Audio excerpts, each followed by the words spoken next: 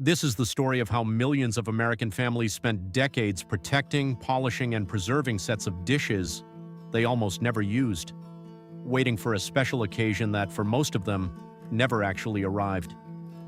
Right now, in dining rooms and china cabinets all across America, there are tens of millions of fine china sets sitting in near-perfect condition. Some were wedding gifts, some were passed down from mothers and grandmothers, some were collected piece by piece over years, even decades, and almost all of them share one thing in common: nobody wants them anymore. By appraisers' estimates, a Wedgwood place setting that once stood for elegance and arrival now sells for about $40 to $60. Lenox, the maker prestigious enough to produce the White House state china, brings in around $25 to $35. Mikasa, about $20.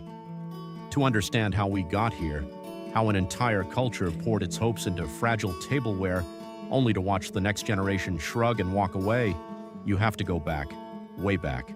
This is the story of how millions of American families spent decades protecting, polishing, and preserving sets of dishes they almost never used, waiting for a special occasion that, for most of them, never actually arrived. Right now, in dining rooms and china cabinets all across America, there are tens of millions of fine china sets sitting in near-perfect condition. Some were wedding gifts. Some were passed down from mothers and grandmothers. Some were collected piece by piece over years, even decades. The story of fine china begins more than 1,000 years ago, during the Tang Dynasty, which ruled China from 618 to 907. That era was a golden age of art, and among its greatest achievements was porcelain, made from kaolin, a fine white clay. The results were stunning, translucent, luminous, almost impossibly delicate. During the Song Dynasty, emperors built entire factories to make porcelain for the royal family alone. And during the Ming Dynasty, artisans perfected the blue and white patterns that most of the Western world still pictures when they hear the word China. For centuries, European craftsmen tried to match it, and for centuries, they failed. It took generations before makers like Wedgwood, founded in 1759 in England, or Haviland in France, could produce anything close. By the time the West caught up, porcelain already carried 1,000 years of meaning: royalty, rarity, refined taste. Queen Victoria commissioned a set from Herend, a Hungarian maker with nearly 2 centuries of history, after seeing it at the Great Exhibition of 1851. Fine china was never just tableware. It was a signal. It said something about who you were, and, maybe more importantly, who you hoped to become. That signal made fine china the perfect product for one of the most transformative moments in American history: the post-war suburban boom. When World War II ended, millions of veterans came home. The GI Bill, passed in 1944, opened the door to homeownership on a scale the country had never seen. Families poured out of the cities and into brand new suburbs. Family income doubled during the 1950s. The national economy grew by more than $200 billion. Rationing and restraint gave way to advertising, credit, and a massive spending spree. And people started collecting fine china. It became a status symbol, a marker that you had arrived, that you were living the American dream. You had the house, you had the lawn, you had the station wagon, and in the dining room, behind glass doors, you had the good china. And this is where the tradition became codified, almost ritualized. Back in 1924, Marshall Field's department store created the first bridal registry in America, a way for engaged couples to point family and friends toward their chosen china, silver, and crystal. After the war, that registry became a cornerstone of American weddings. As one appraiser described it, every young girl at the age of 13 chose her china pattern and got a piece for every special occasion until she married. By then, she had a complete set. Think about that. A 13-year-old girl was expected to choose the dishes she would use for the rest of her life. The choice itself was a kind of identity, a statement of taste, of class, of the domestic future she was supposed to want, all wrapped up in a single place setting. Between 1939 and 1959, one pattern, called American Modern, sold an estimated 250 million pieces, often called the best-selling dinnerware in American history. The market was enormous. The buy-in was nearly universal. But here's where it gets interesting, where the story stops being about dishes and starts being about something far more human. Of those 250 million pieces, how many were actually used?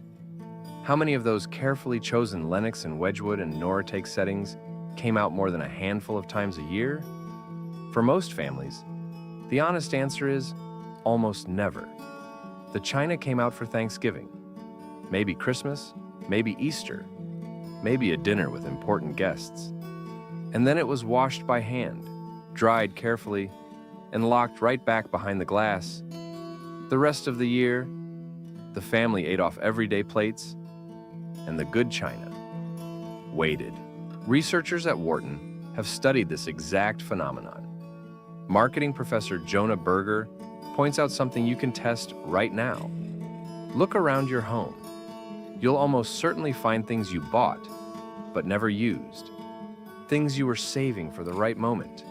A pair of shoes, a bottle of wine, the good towels.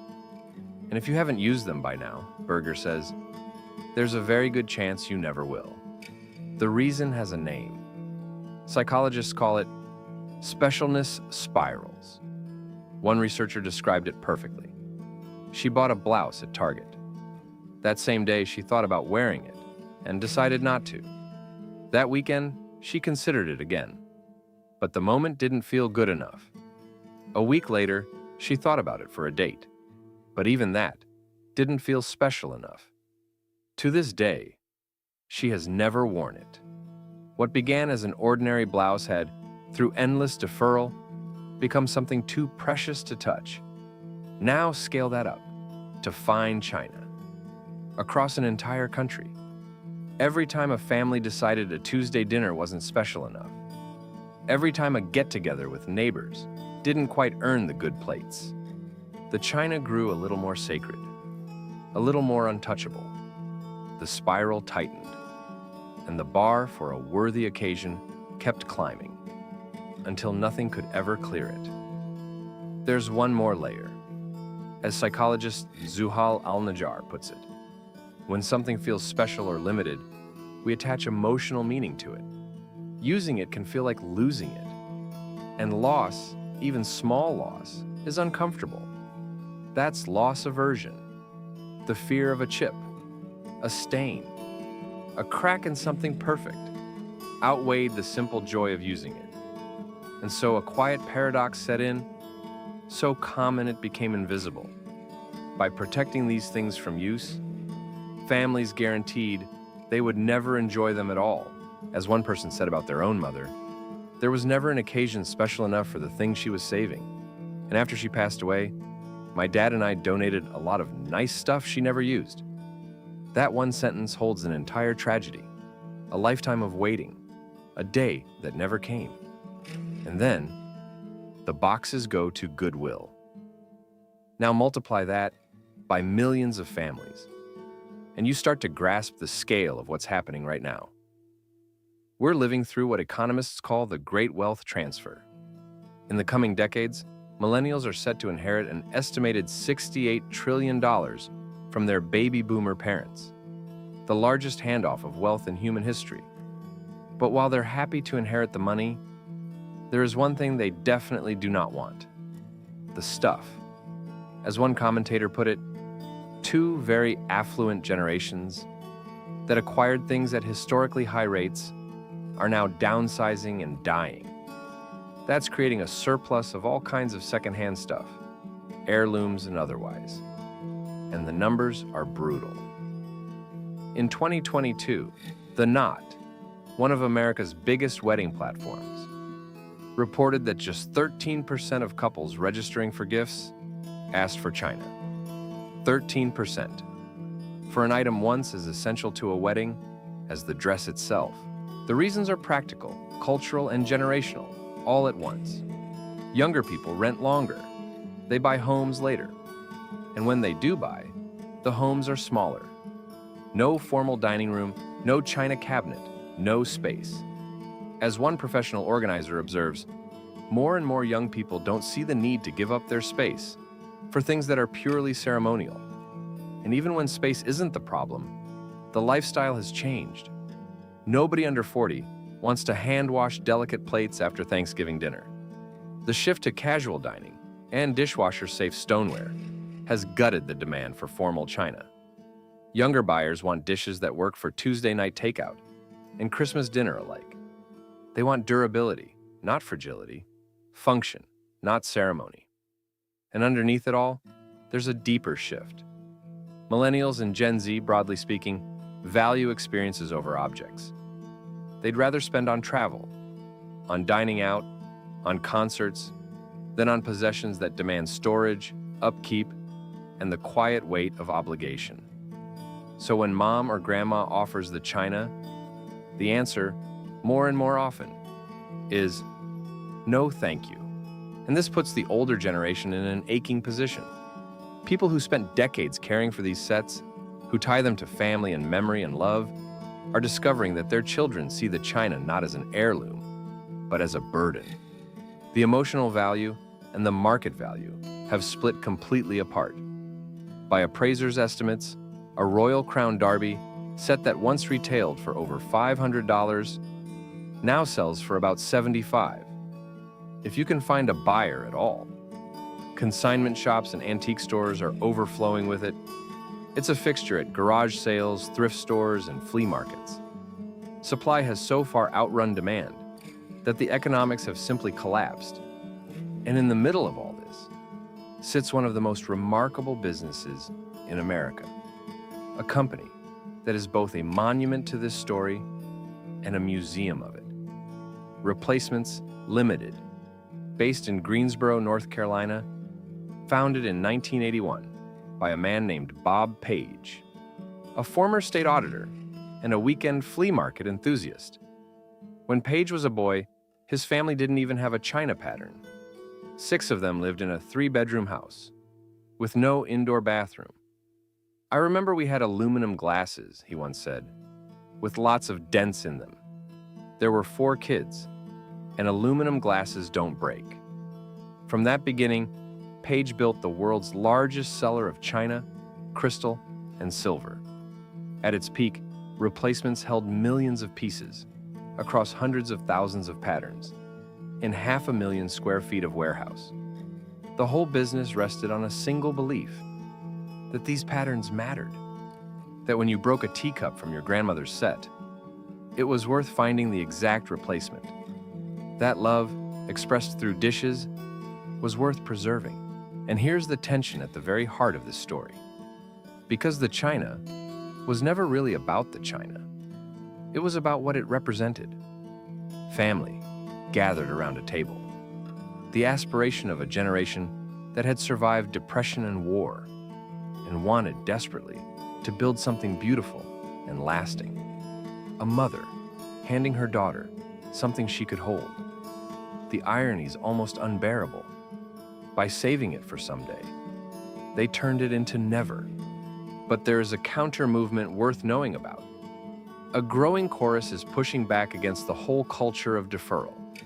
They argue that using your cherished things regularly brings real emotional benefit, that using the exceptional makes the ordinary feel extraordinary.